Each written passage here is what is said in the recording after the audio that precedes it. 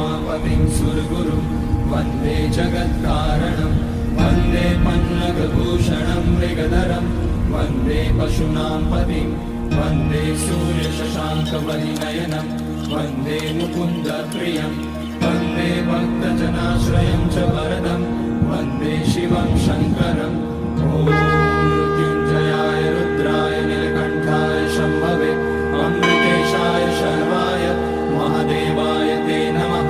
नमस्तेऽस्तु भगवन् विश्वेश्वराय महादेवाय त्र्यम्बकाय त्रिपुरान्तकाय त्रिकाग्निकालाय कालाग्निरुद्राय नीलकण्ठाय मृत्युञ्जयाय सर्वेश्वराय सदाशिवाय श्रीमान् महादेवाय नमः।